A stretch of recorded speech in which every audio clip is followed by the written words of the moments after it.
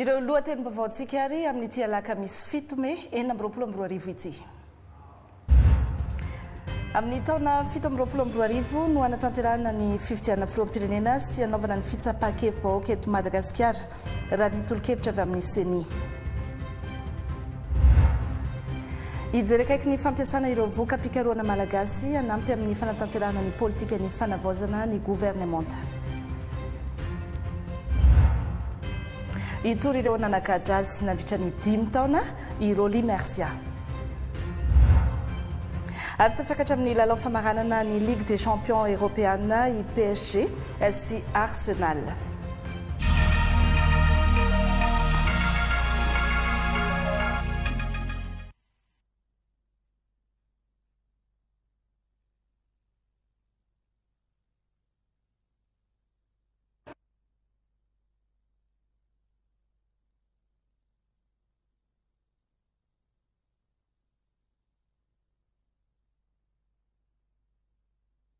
Amin'ny fidirana amin'ny sehatry ny ara-dalàna sy matianina ny fahasarotana amin'ny fikarakarana ny antota taratasy sy ny fotoana lany amin'izany ho an'ny faritra aloatra mangoro dia ezaka nataon'izy ireo ny fanakakaizan'ireo mpandraraha ka nisy ny fametrahana ny guichet unique anomezana ny karatra mamatianina ireo mpandraraha vary na ny karta CIB CR izay amin'ny toerana iray avokoa no anaovana izany ialana mivezivezena ary vita eo ny eo. Dia io karta io zany nampanantonina misy aty amin'ny district ny tanjona afaka nresahako teo dia hoe mba ho ara-dalàna daholo ny olona rehetra misehatra amin'ny lafin'ny arabary ary tsy vita ny ara-dalàna ihany fa mba ho angona misy karazana base de données ipetrapetraka amin'izay zany manomboka eto na ho an'ny fanjakana foibe mihitsy azahoana fe n'ilay resaka circulation na vary eto loatra mangoro. Antso miatefa amin'ireo mpandraraha iroso amin'ny mamatianina amin'ny fandrarana arabary ny faritra loatra mangoro izay ny antsony ireo mpandraraha rehetra manerana amin'ny nosy.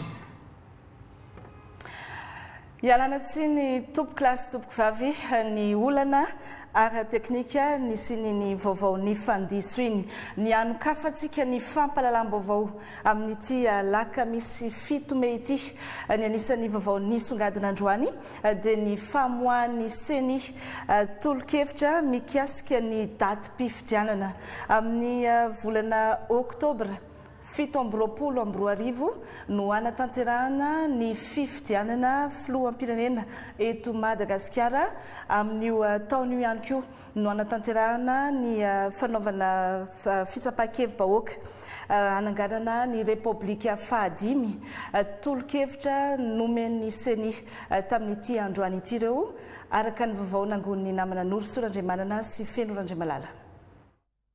Araka ny tolo-kevitra avy amin'ny Bromaharitra eo anivon'ny vaomiera mahaleo tena misahana ny fifidianana CENI dia ny volana Oktobra 2022 no heverina fa hanatanterahana ny fifidianana filoham-pirenena eto amin'ny tanin'ny Repoblikan'i Madagasikara raha ny volana Jona kosa no hanatanterahana ny fitsapaham-kevi-bahoaka.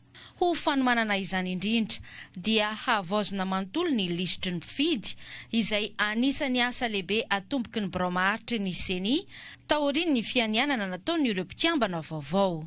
Manomboka isika izao eo amin'ny fifidianana ireo entana rehetra sy ny fitaovana anomanana an'izay. Ao anatin'ny 2 volana no anomanana ny ara-pitaovana. Anomboka io zany any amin'ny volana farafaran'ny volana Jiona any ny tena fitetezana isan-tokantrano. Ansana ny isan'ny mpifidy miaraka amin'ireo fomba rehetra atao dia eritreretana fa hifarana ny fahadimy amby roapolo ny volana Aprily taona 2022 izany lisam-pifidianana vaovao manontolo ataotsika izany. Izany no atao dia mba hahafahana anatanteraka ny fitsapaham-kevi-bahoaka any amin'ny volana Jiona 2022 ary ny fifidianana filoham-pirenena ho an'ny Repoblika fahadimy vaovao any amin'ny Oktobra 2022. Ankoatran'izay dia manomana ny fikaonando savaranando ny CENI ho an'ny rehetra mahakasika ny fifidianana mba hahafahana miomana amin'ny atrehantsika ny fikaonandoa pirenena. Anisan'ny laharam-pahamehan'ny CENI amin'izao fotoana izao ny fanavaozana sy fanadiovana ny lisitry ny mpifidy. Tanjona amin'izany ny hananana lisitra madio azo antoka ary maneho ny tena zava-misy eny fotony mba hisoroana ny olana sy ny fitarainana ny verimberina nandritra ny fifidianana teo aloha. Efa tokony nomena tokoa tamin'ny fandraisana ny asa vaovao ny hoe zava-dehibe ny fanadiovana. Matoa betsaka ny fitaraina, betsaka ny fanakiana mahakasika ny fifidianana hatramin'izay dia misy ny fanavaozana tokony ho atao. Ary anisan'ny fanombohana izay fanavaozana izay ny fanavaozana ny olona eny anivon'ny Ratsamangaika satria efa vita moa izay ny etỳ amin'ny Foibe ary hidin'izay ny anivon'ny Ratsamangaika. Ka ireo mpikamba tao anatin'ny Ratsamangaika ny Seny hatramin'izay izay nanao fahadisoana, nisy ny nanodikodom-bola, nisy ny nanodikodina voka-pifidianana, ireo rehetra ireo dia tsy maintsy andraisana fepetra ara-pitantanan-draharaha, izany hoe mety hitarika amin'ny fanesorana azy fa hitarika ihany koa any amin'ny fepetra ara-pitsarana ho an'ireo izay tena nahavita fandikan-dalana. Fotoana lehibe ho an'ny demokrasia malagasy izao ka andrasana hitondra fitokisana sy mangarahara bebe kokoa amin'ny fizotry ny fifidianana ny asa ataon'ireo mpikambana maharitry ny Braony Seny izay voafidy hitondra izany andraikitra goavana izany.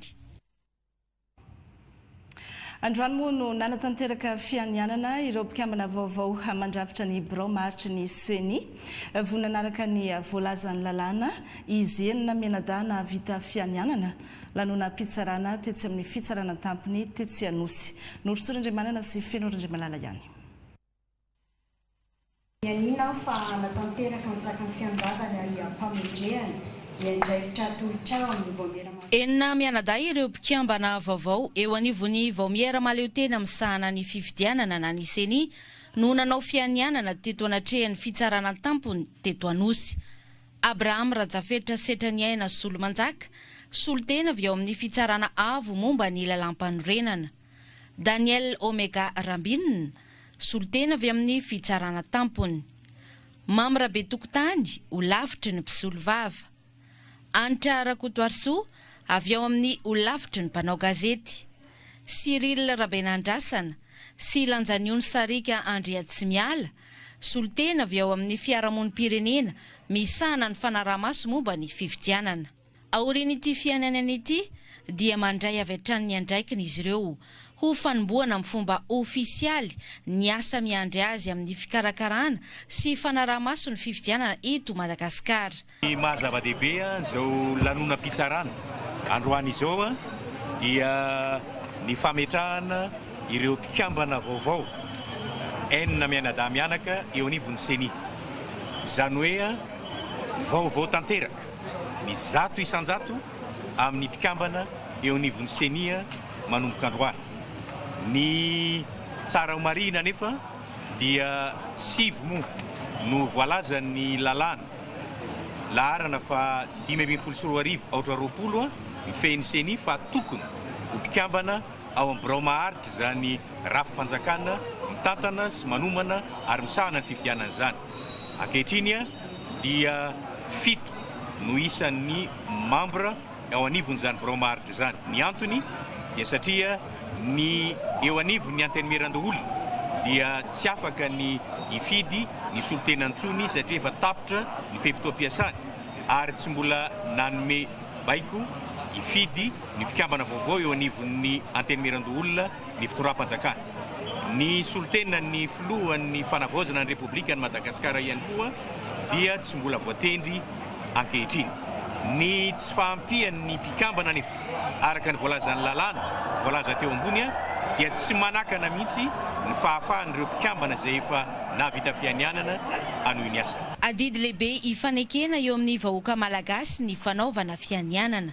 Dingana ofisialy manamarika ny fanombohan'ny asa sy ny fanoloran-tena amin'ny fikarakarana fifidianana madio sy mangarahara. Ireny vaovaon'ny Seny herinandro vitsy sisa dia hanomboka ny fikaonan-doha-pirenena ka eny anivon'ny Fokontany no hanombohana azy. Ho avy araka izany ny fiantsoana fivoriam-pokon'olona eny anivon'ny Fokontany hanatanterahana ny fikaonan-doha-ny fotony raha ny nambarany minisitra misahana ny fanavaozana Anitra Razafy Manatsoa. Babi Stefana no nanao ny angom-baovao.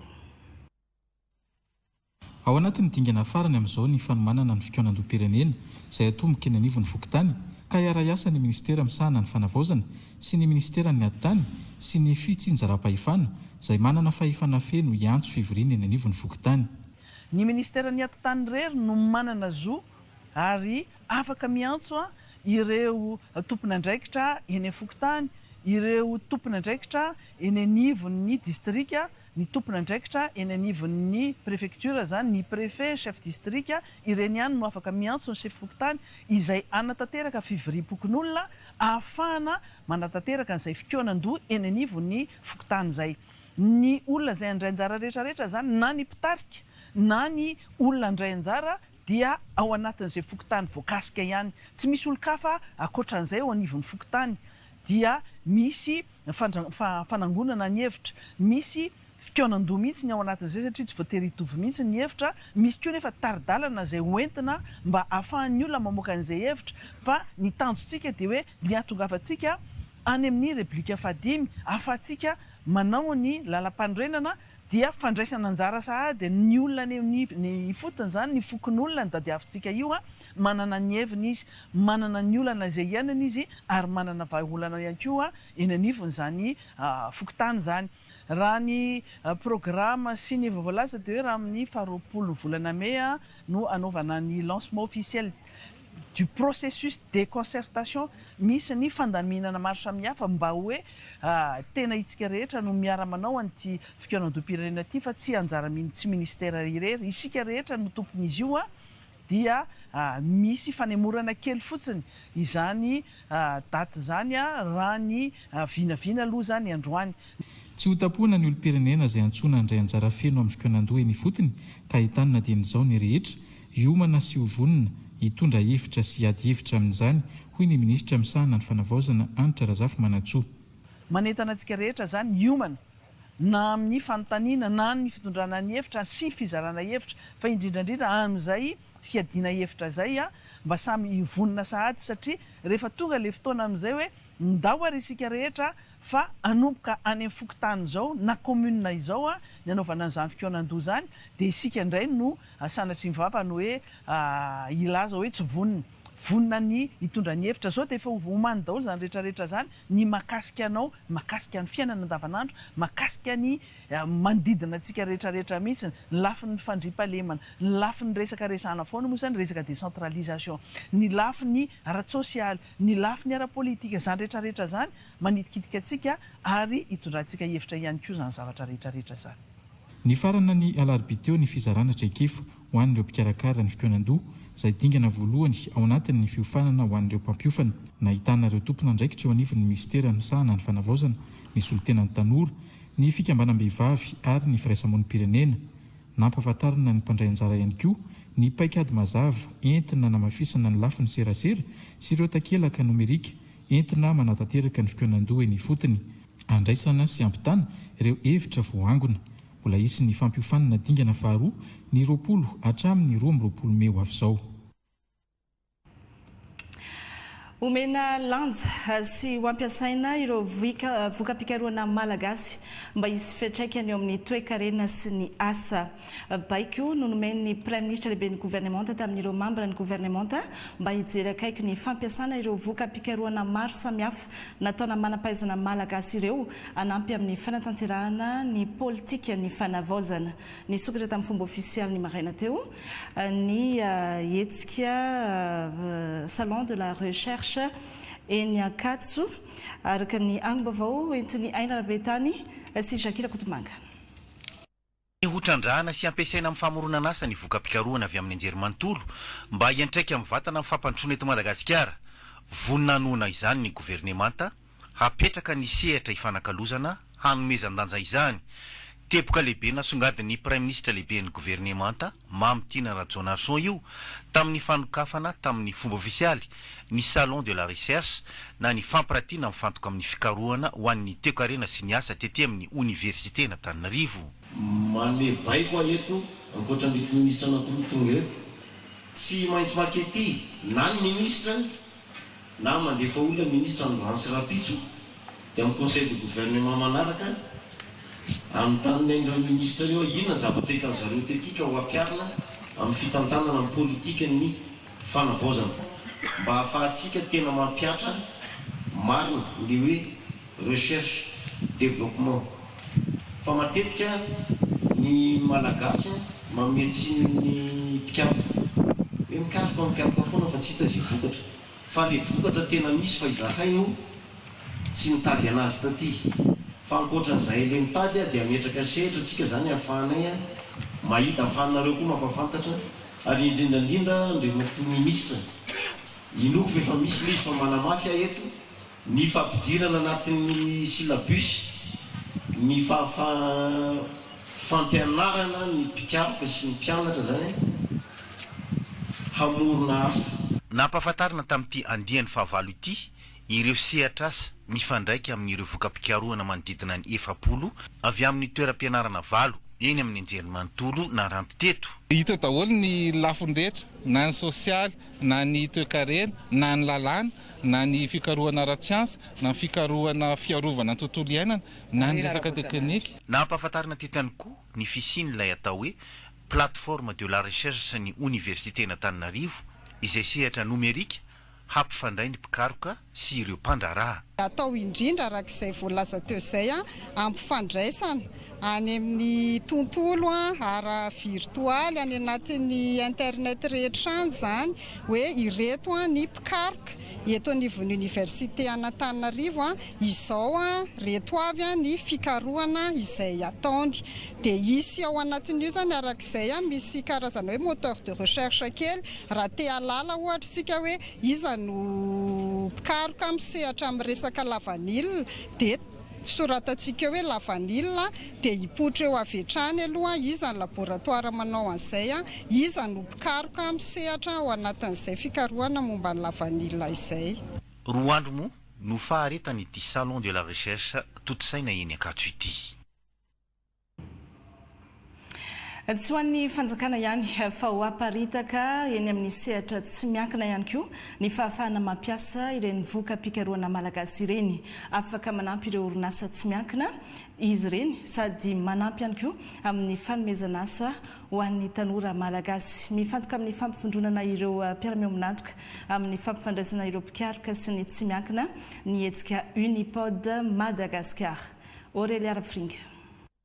Fotodrafitrasa stratégique vaovao hampifandray ny université ny fikarohana ary ny sehatra famokarana ny Unipod mba hanafainganana ny famoronana orinasa vaovao hanamora ny fampidirana ny tanora eo amin'ny tsenany asa ary hampandroso teknôlôjia mifanaraka amin'ny zava-misy eto an-toerana. Fampifandraisana ny fikarohana eny amin'ny anjerimanontolo sy ny centre de recherche amin'ny sehatra tsy miankina mba hampiteraka asa hampiteraka ampiarana ny renany amin'ny sehatra tsy miankina amin'ny industrie malagasy zany dia mila tokoa ireny tanora ireny miditra miasa ao aminy na koa mamorona ataontsika hoe anireny fitaovana mamorona anireny tetikasa izay hoentina mampandroso ny industrie de Madagascar izay ataontsika hoe fandrindrana ny filan'ny orinasa sy ny aty amin'ny lafiny ara-pampianarana aty zany no zava-dehibe ifantohan'ny fifandraisana miaraka amin'ny ministera ny fampianarana ambony zany sy ny fikarohana.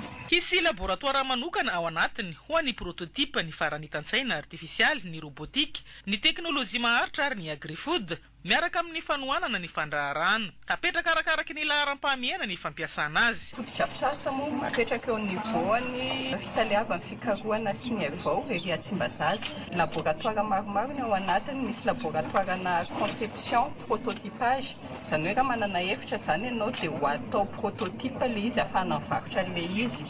Misy koa laboratoire na intelligence artificielle sy robotique ary ataoko hoe transversale par rapport amin'izay zany ny resaka green tech na ny resaka développement durable ny énergie renouvelable hita fa anisan'ny mampijaly ny malagasy ny resaka jiro ary ny resaka sécurité alimentaire na ny agri-food. Nandritra ny atrikasa dia ny fampidinika momba ny modely ny fitantanana ny famatsim-bola ary ny fiara-miasa ireo mpiara-mombonantoka. Nisy ihany koa ireo adihevitra avolenta ny risana ny andraikitry ny sehatra tsy miankina sy ny fanjakana amin'ny fanovana ny fanaovozana ho vokatra ara-toe-karena. Amin'ny ankapobeny ny Unipod Madagascar dia heverina ho dingana lehibe eo amin'ny fanamafisana ny fanaovozana ny fikarohana ho andro fototra amin'ny fampandrosoana maharitra sy mampiaty ny rehetra eto amin'ny firenena mifanaraka amin'ny vina pan-afrikanina. Ny farany volana izao no hotokanana ny Unipod ary vinavinaina hahitana vokatra mivaingana any amin'ny farany taona anoany. Fa misongadina eny amin'ny film na ny hetsika Foire internationale de Madagascar andiany fa 7 ny fanomezana sehatra ny famoronana asa arahina dindinika sy fifampizarana eo amin'ireo sampandraram-panjakana sy ireo mpisehatra amin'ny toe-karena. Kendrena manokana amin'izany ireo tanora liana amin'ny fandraharahana sy ny famoronana tetika asa nanomboka androany ny hetsika ary aharitra hatramin'ny alahady izao. Nandriana Razafindramaro sy Jaona Dimiolotsalama. Ireo orinasa tena madinika, ireo madinika salantsalany, ireo misehatra amin'ny fanodinana vokatra eto an-toerana, ny vokatry ny asa tanana, fa ihany koa ny indostria sy ireo manolotra servisy eto Madagasikara. Mahery ny 700 izy ireo no mampiranty ny vokatrany eto amin'ny Foire internationale de Madagascar, eto amin'ny CCI Ivato. Orinasa, mpandrarà, mampiseho fa na eo aza ny krizy misy amin'izao fotoana, mijoro izy ireo ampiodina ny toe-karena eto an-toerana. Anisan'ny maneho ny fahaiza-manaony ireo tanora mivondrona anaty start-up, izy ireo izay omena lanja manokana anosika ny toe-karena. Ohatra azo ataka mihitsy ataon'ny jeune ato amintsika manao ny start-up sy ny anareo satria reny zany nafana zany mampandroso ny firenena. Zay moa zany anatin'ny politika fanjakana moa zany le hoe anoana ny jeune zany. Dia misy zany fanamorana isan-karazany eo anivon'ny ministera isa tokony izay misy azy. Eo koa zany amin'ny sakahetra sy ny douane zany misy koa zany hoe fanamorana ataonay ary tena zava-dehibe ohatra ho an'izay tanora hoe manao an'ilay fandarazana amin'ny saka hoe transformation agricole na hoe agroalimentaire na hoe industrie ohatra dia misy an'ilay fond atsangatsika le FNDI iny zao ohatra dia misy zany famatsim-bola koa zany atao amin'ny fanjakana. Dia atsika koa zany miara-monjaka amin'ireo bailleur de fonds reo dia misy projet isan-karazany koa zany afatsika koa manohana ny tanora amin'izay zavatra izay. Ny sehatra tsy miankina fa ihany koa ireo mpandrarà sy antokon-draharah-mpanjakana mandray anjara amin'ity hetsika iraisam-pirenena ity. Mandray anjara amin'ity Foire internationale de Madagascar ity ny SMMC amma hoe SMMC zay moa zany dia hoe société de manutention des marchandises conventionnelles dia misehatra amin'ny raharam-barotra. Ka ity foire ity dia eritreretina fa fotoana zay ahafahan'ny mpisehatra rehetra ara-barotra mpisehatra ara-toe-karena eto Madagasikara mba ahafahana indrindra maneho amin'ireo mpisehatra rehetrarehetra ny service zay omen'ny SMMC dia tsy hafa fa ny fanaovana ny manutention na ny fikirakirana ny entana eny anivon'ny serana tsambo indrindra ireo entana zay ntsona hoe marchandise conventionnelle zany hoe ny entana en vrac. Zava-dehibe zany ho an'ny toe-karen'ny firenena. Fotoana ahafahan'ny orinasa mampafantatra ny vokatrany fa ihany koa manitatra ny fiara-miasany amin'ny orinasa eto an-toerana sy any ivelany ny Foire internationale de Madagascar nanomboka ity alakamisy ity hatramin'ny 10 Mey ho avy izao. Ireny hetsika iraisam-pirenena ireny no ahitana taratra fa mahatsangy na résilient ny sehatra tsy miankina manoloana ireo ambana mitatao amin'ny toe-karena malagasy raha nambarany ministra ny toe-karena sy ny fitantanam-bola. Antony itondrana fanitsiana ny teti-bolam-panjakana 420 volavolan-dalàna izay everina hitondra aim-baovao ho an'ny toe-karena anosika ho amin'ny famokarana anatiny. Nandriana Razafindramaro sy Jaona Dimiolotsalama ihany. Ho hita taratra ao anatin'ny volavolan-dalàna mifehy teti-bolam-panjakana 420 sy mpantsiana ny fanomezana ainga avao ny toe-karena. Ainga avao manoloana ny krizy amin'izao fotoana. Anatin'ny krizy ohatran'ny tony zany dia tsy hoe akory hoe misubir zany tsika dia manao amortissement fotsiny zany na hoe mampena an'ilay choc fa tsy maintsy zany atao zany izay anohanana ny olona amin'ny famokarana satria anatina krizy zany ianao tsy maintsy zany ianao manao zany izay ampandehanana an'ilay famokarana prévu zany nisaka hoe inona natao fanjakana mba ahafahana zany manamaivana ny vokatr'ilay krizy zay dia koa le hoe ale hoe le fanangaina ny toe-karentsika. Misy zavatra zany ohatra hoe teo aloha tsy averina tsony ohatra ren'le hoe famboretana raketra sy ny sisa fa misy zany politika hafa ataontsika zany mba ahafahana manohana an'ilay orinasa. Noreketina anatin'ny volavolan-dalàna mifehy teti-bolam-panjakana 420 sy mpantsiana ny etaetan'ny sehatra tsy miankina tamin'ny alalan'ny ireny fikaonan-doha sy fakakevitra ara-toe-karena isam-paritra sy nasionaly ireny politika ampiroboroboana ny famatsim-bola eto Madagasikara. natambatra ary norafetina anaty boky iray ny etaeta sy ny vahaolana ary ny tolo-kevitra izay narosony ireo mpisehatra amin'ny lavanila taorian'ny fakakevitra natao tany amin'ny faritra Sava ary ho aroso eo anivon'ny filan-kevitry ny minisitra. Araka nambaran'ny minisitry ny vatra sy ny fanjifana izy anisan'ny mpia ihany koa ny hetsika film na ny foire internationale de Madagascar. Fanampanazavana. Tao anatin'izay fionan'izay no nafahana ny fanakalo-hevitra naneho ny olana mbola mianjady amin'ny resaka lavanila izy ireo dia nanolotra vahaolana ihany koa. Nofehezinay ao anaty document anankiray zany izay dia omaly ihany dia efa natao ny étude technique niaraka tamin'ny comité interministériel entina andrafetana zany ny stratégie tokony horaisina izay validena en conseil des ministres izay. Teboka maromaro no tena hoe isian'izay olana ny lavanila izay, ao ny fisian'ny stock ny tsena anatiny na any mitsena ivelany ao ny resaka mahakasika ny volan'ny CNV tokony averina amin'ireo mpanondrana ve izay sa anaovana foto-drafitrasa, ao ny resaka ny vidin'ny lavania ary voaresaka ao anatin'izay document izay daholo izay fa tsy maintsy miandritsika ny validation en conseil des ministres fa efa miroso ny fitadiavana zany vahaolana mahakasika an'izay. Efa maro ihany koa nefa ny vokatra tao anatin'ny nandraisan'ny Andriamatoa ny fitondrana izay, raha tsy tena ny famoahana ny port miisa 3 tany Vohemara, ny Antsiranana, tany Nosy ihany koa mba ahafahan'ireo mpandraharaha manondrana bebe kokoa. Ankoatran'izay ihany koa raha natsikaritsika tamin'ny fitondrana teo aloha vitsy dia vitsy ny agrément izay nomena amin'ireo mpandraharaha tamin'ity indray mitoraka kosa dia nalalàna ny sehatra dia manodidina ny 423 zany ny agrément. Nahafapo ny mpiantsehatra satria na dia ny mpamboly ary dia nahazo an'izay certificat d'agrément izay. Tonga teny amin'ny tendrom-pitsarana miady amin'ny kolikoly na ny PAC androany maraina ny ministra ny serasera teo aloha Ary Laurent Rahajasson na i Roly Mercia tonga hitory ireo olona izay nambarany fa nanagadrazy azy tamin'ny fomba tsy ara-dalàna nandritra ny 5 taona. Olona 4 no voatonona ao anatin'izany ahitana olom-boatendry sy mpitsara ary solombavam-bahoaka iray mbola amperinasa amin'izao. Babi Stéphane sy Mamra Voafson. Fanaparam-pahefana sy kolikoly avolenta no nitazonana ponja tsy ara-drariny ahy nandritra ny 5 taona hoy Ary Laurent Rahajasson na Roly Mercia. Efa nisy raha teo izy ny oronam-peo manam-porofo izany.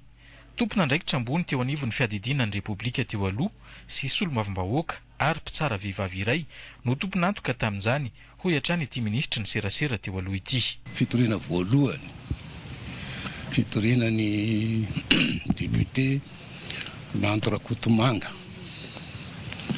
sy ireo niara-mipetsapetsa taminy Andriamatoa Dina Andriamaoly sy Andriamatoa Mamra Vatomanga.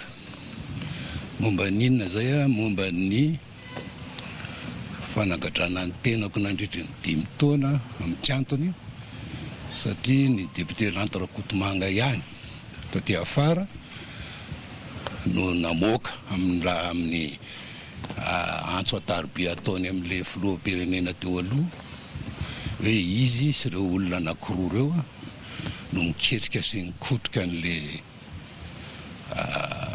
fanamboamboarana zavatra zany raha-pitsarana na tonga angiadra nandrisy ny 5 taona iny.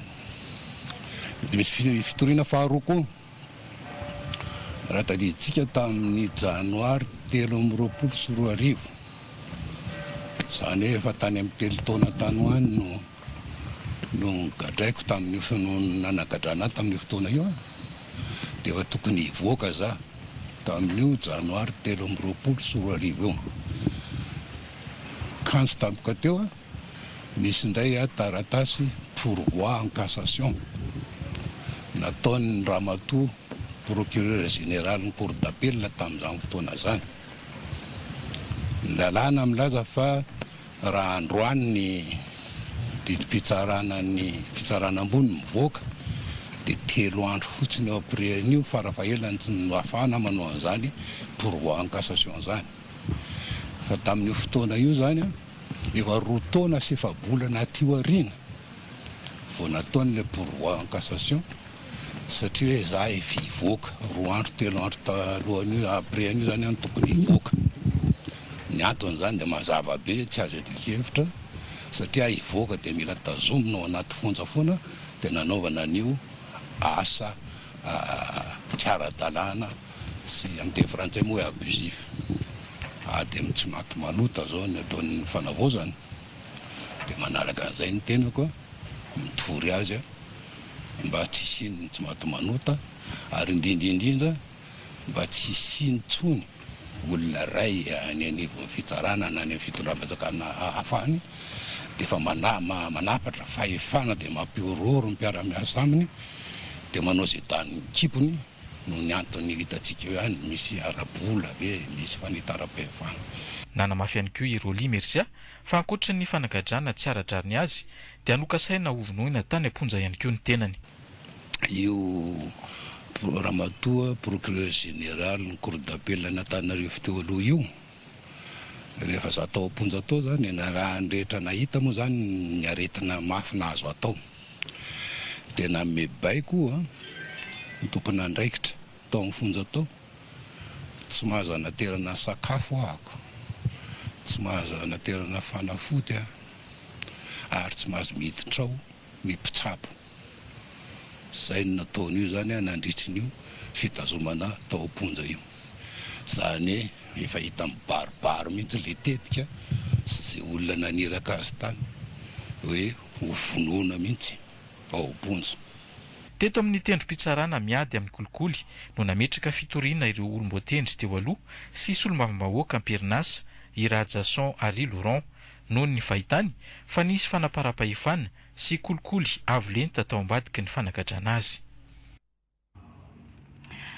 Fa manoloana ilay raharaha fahaverezana basy tamina zandary iray tany amin'ny distrika Nantala faritra Sava izay nihitatra tamin'ny resaka fanolanana ka nahafatesana tovolahy iray dia nanatanteraka valandresaka ho an'ny mpanao gazety androany ny solombavam-bahoaka ny Madagasikara voafidy tao Antala. Nambarany fa amin'ny mahasolom-bavam-bahoaka azy dia mitondra ny tenin'ny vahoaka ny tenany amin'ny fangatahana fanafainganana ny fanadiadiana momba ity raharaha ity. Miantso ihany koa izy ny mba hisiny mangarara tanteraka ao anatin'izany. Eto ny solombavam-bahoaka mamoaka ny marina mba ho regny lehibenjare fa ny commandant groupement tsy afaka miala satria olona lefany avy tany Sambava nono bebe natao amin'ny commune Marifinatra. Eto za tena magnambara ny marina satria nanao interview zay moaly tsy voateny zay zavatra zay. Allo risana ny marina fa tsy afaka miala raha misy enquête mandeha tokony tsy afaka miala ny commandant groupement satria izy naniraka voa ve beko avy taminy ve olona lefany nanao zavatra resa sa fanenen'ilay olona lefany tsara mba misy enquête zay zavatra zay. Igny zegny tiako ivoana eto amin'ny mpanao gazety androany zany mila miboaka ny marina ary manetro koa zay zany atao malakilaky kely zegny le fanaovana fagnatanterana ny enquête isan-karazany fitsarana satria zany aloka zany andeha taty nanontany procureur tao Antala procureur eto aloha fa niova madamo izy am'izao fotoana zao nanontany azy ahoana ohatrany tsy heno eno zay raha raty dia namaly procureur zay ozy tsy afaka manao enquête ny gendarme raha tsy mahazo alalana avy amin'ny lehibeny dia jusqu'au vina zegny le taratasy alalana avy amin'ny lehibeny avy mandeha le enquête ny vahoaka fa maika fitahiny vaovao hoe fa nanolana namono tokony fa misazy zegny ny vahoaka ohatra ny karaha mbola mangatsitsika mbola hitan'olo mandehandeha ny olona mon'olona ngatsy mitovy ny sazy mamon'olona ny gendarme olon-tsopa tokony mitovy.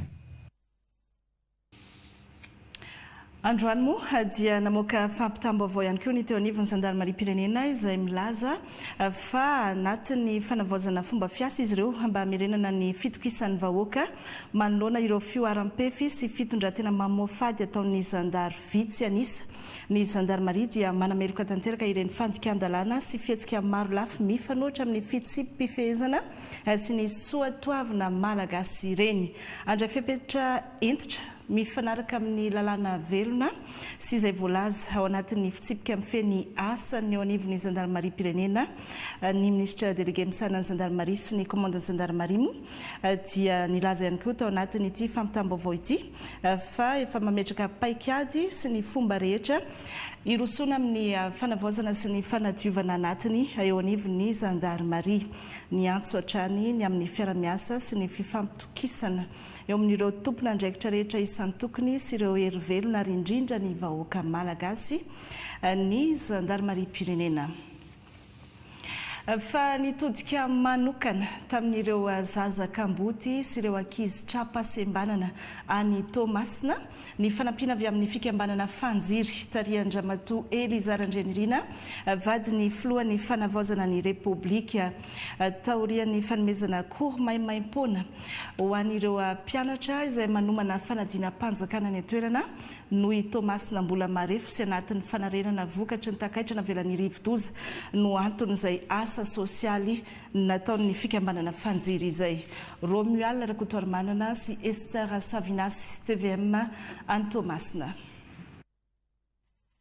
Anisan'ny asa sosialy imasoan'ny association fanjiry izay tarihan'ny vadiny filohan'ny fanavaozana Randrianirina Eliza ny fiahiana ny zaza sahirana eo amin'ny lafin'ny fahasalamana fampianarana indrindra ny fiarovana ny zon'ny ankizy. Nisy arak'izany ny hetsika entina hifampitaizana sy hanetsehana ireo sampandraraha iraisam-pirenena sy eto an-toerana hanamafy ny fiahiana ara-tsosialy ny ankizy kamboty mba hananana izy ireo fiainana sahaza tahaka ny ankizy rehetra mitovy aminy. Kavary 30 gony, biskuit, lamba firakotra ireo no natolotra ny fikambanana ho an'ireo toerana mitaiza zazakamboty sy trapasembanana eto Tomasina toy ny Orchidée Blanche, Saint-Antoine ary ny foyer Olom-baovao. Hetsika izay tafiditra amin'ny fiomanana ny volan'ny ankizy ny volana Jona.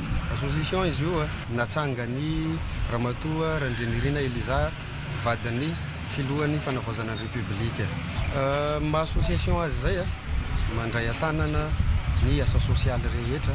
Fa ankoatr'izay dia tsy hadin'ny filoam-boninahitry ny fanjiry vadiny filohan'ny fanavaozana ireo ankizy tanora mianatra zaitra eo anivon'ny centre CPSE izay tantan'ny ministera mponina sy ny firaisan-kina ary ireo fikambanam-behivavy mitambatra eo anivon'ny Vedafto. Dia mankasitraka ny association fanjiry koa satria raha nangatak'izay dia efa nisy ampahan'ilay nangatanay no azonay izao ny loko dia isaorana betsaka anareo association fanjiry indrindra fa premier dame izay naneky ny fangatanay. Izay ato dia centre mitaiza zaza kamboty na koa sahirana dia izy ireo eo amin'ny 12 taona ka hatramin'ny 20 taona. Taizainay ireo zaza ireo hatramin'ny fahafahany baka. Dia tonga eto ny association fanjiry izay nanolotra fanomezana ho anay dia fisaorana natolotra anay azy ireo izay association taritin'ny vadiny filohan'ny fanavaozana Eliza Randrianirina dia mankasitraka indrindra dia nirina indrindra dia mba hitohizana izao fiaraha-miasa izao. Tsy eto Tomasina ihany no hanaovana izao hetsika izao araky nambaran'ny tompona andraikitra fa fanomboana ihany izao ary hatao manerana ny nosy. Nampitovy tadindokanga amin'ny fomba fikarakarana taratasy fangatahana fanotofana tany ireo ben'ny tanàna tamin'ny ministra ny fanajariana tany sy ny fananan-tany efa miverina amin'ny ampahany izao ny fanotofana tany eto Andrenivohitra nisy androany ny fionana teo amin'izy ireo ary fantatrany koa fa efa anatin'ny asa fitsiriana ireo mpanototra tany tsy ara-dalàna ny ministera mefa misy ireo nahazo fampiantsoana mikasika izany. Milandry Anjafy sy Roger Andrebanalina. Araka ity sary hitantsika ity dia efa manomboka ny fitsiriana ireo tany totofana sy nazona lalana ary efa mandeha ihany koa ny convocation na ny fiantsoana ireo mpanototra tany maromaro no efa voakasika izany hatreto hoy ny ministra fanajariana ny tany sy ny fananan-tany tato anatin'ity fionana tamin'ireo ben'ny tanàna misy 7 izay nitantana ireo commune mandrafitra ny lemaka Antananarivo. Fotoana izay niarahana namaritra ny firafitry ny antota taratasy ho fenoana ho an'ireo te hanototra tany. mialohan'izay nefa dia misy ny fanadihadina ara-teknika mialohan'ny fahazoan-dalana ofisialy. Iny fangatahana iny dia mandeha any amin'ny direction générale ny APIPA ary misy délai izy io eo amin'ny 5 andro eo ny andinihandro zareo any le fangatahana. Dia efa misy koa moa zany ny teknisianina amina ministera maromaro efa andesahana izay tarihiny ny teknisianina avy ato amin'ny direction générale ny aménagement du territoire, ahitana koa ny teknisianina avy any amin'ny commune sy ny ministera voakasika andeha hijery an'le toerana miaraka amin'ny zareo ao amin'ny commune hanao ny assainissement mifanaraka amin'ny norme ilaina mba tsy hiteraka ny tondradrano. Zay zany amin'ny ankapobeny dia vita zay dia misy autorisation avoaka ny ministre zay vao manomboka ny fanotofana.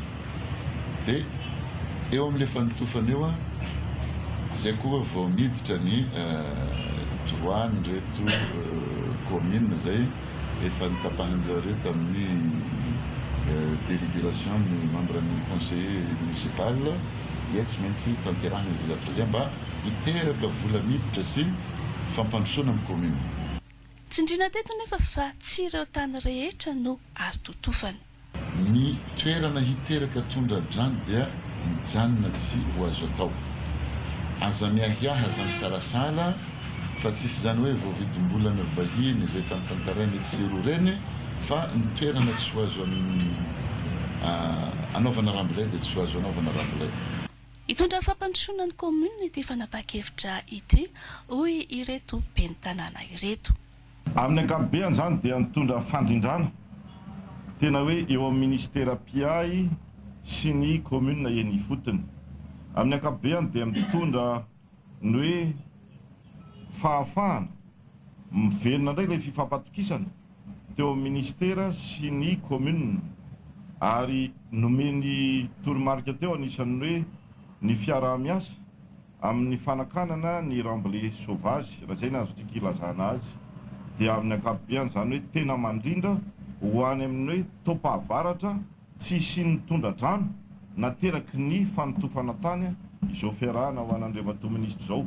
Ho an'ny commune moa zany dia hoe tena velona ny commune, zay ny azo ilazana azy hoe tena velona ny commune satria miverina indray andro ireo fampidiram-bola izay ahafahana mampandroso ny commune tsirairay avy. Jehivina fa tamin'ny fiandohan'ny taona 2024 no nandraisana fanapahan-kevitra nampietoana ny fanotofana tany teto Antananarivo sy manodidina efa taona teoriana dia noraisina izao fanapahan-kevitra izao. Ao anatin'ny distrika Nantala nametrahana rafitra manokana ny fandrindrana ny asa amin'ny fisoratana anarana biometrika ho an'ny distrika Nandapa indray dia efa amanaliny ireo na voasoratra anarana anatin'izay biometrika izay. Misy ny fiofanana omena ireo tompona andraikitra isan-tsokajiny any anivon'ny fiarahamonina ao anatin'ny faritra Sava momba ity fisoratana anarana biometrika ity ihany. Mamakivaky ny tapany avaratry Madagasikara iny ny namana maritra ary Marikoto sy Ambintsolo Andriamasarivelo manao ny fanangonam-baovao.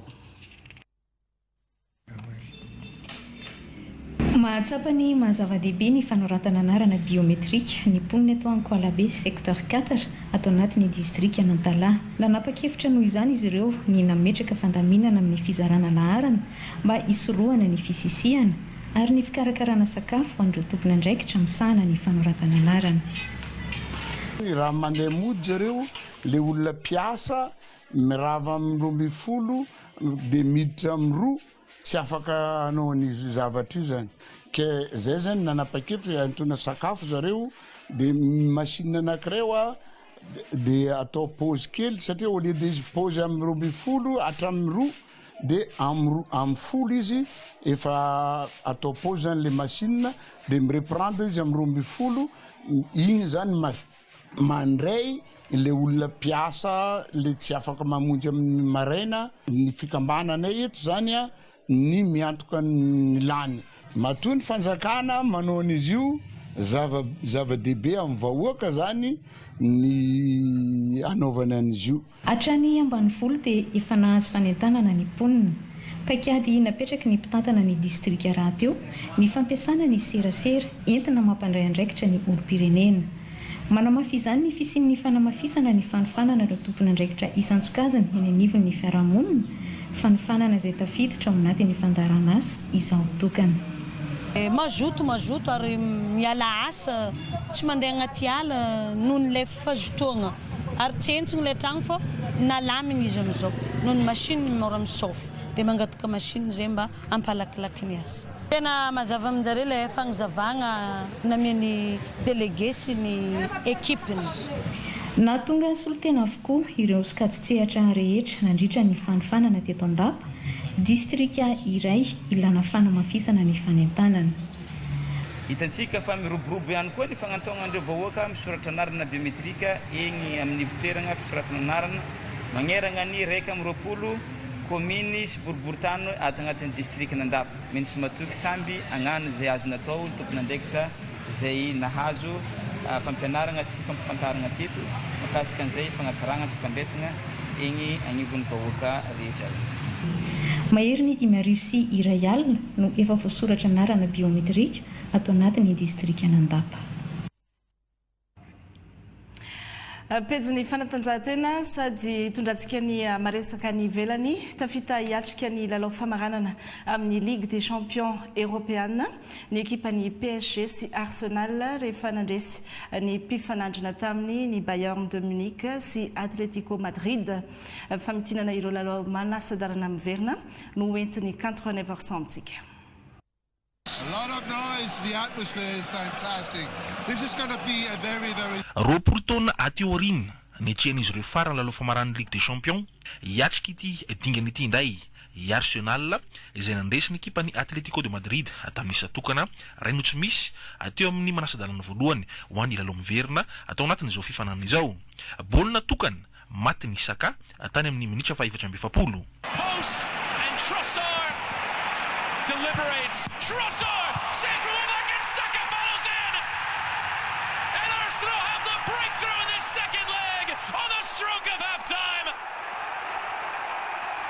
Atsivona fa nisaraka atsala rai노ray ny rotonta tamin'ny lalao mandroso tany Espagne. Fa teo amin'ny manasadalana faharoa kosa ho an'izay lalao miverina izay ihany dia hiatrika ny famaranana faharoa azy ny Parisienne ary ady nitazona ny anaram-boninahitra eo ampilatanany.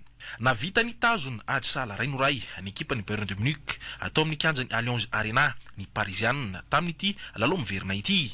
Ny Frantsay no nanokatra ny isa raha voanomboka kely lalao teto ateo amin'ny fahatelo tamin'ny alalan'ny Ousmane Dembélé. We've had 2 minutes and 20 seconds and here we go again.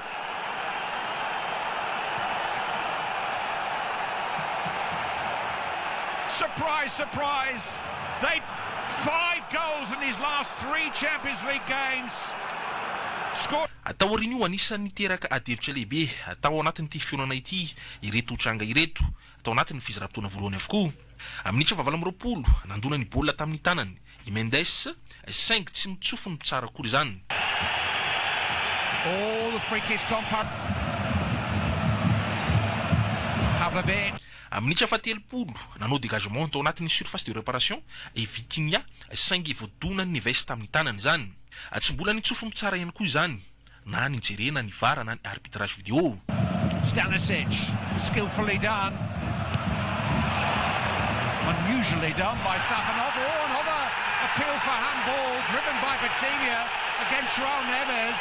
Temperatures rising. Efa taty amin'ny fiafarany lalao minitra 70 kosa vonana salany isa ny Bavarois. Baolina maty ny Harikane. Atsivona fa nandresy tamin'ny isa 17 ny Parisienne tamin'ny lalao mandroso tany amin'ny kianja ny Parc des Princes. Ny fatelopolo ny volana Mai no atao ny lalao famarana lehibe amin'ity Ligue des Champions ity izay ho tanterahina any Budapest, Hongrie ao amin'ny Puskás Stadium. Izy araka izany no hibata ny Amboarabisofona ny Parisienne ve izay hikatsaka ny kitana faharoa azy sa ny Gunners izay hitady ny kitana voalohany ho an'ity club anglisy ity. misaotra antsika rehetra ary nanaraka ny fampahalalam-baovao hatramin'ny farany ankasitrahana koa ny ekipa teknika miaraka amin'ny antsy Sarakotomanana ianao manomboka rahampitso anatin'ny fampahalalam-baovao ny tena kosa mametraka ny filoma mandra-piona ao amin'ny manaraka indray mirary soa ary tompo klasy tompo vavy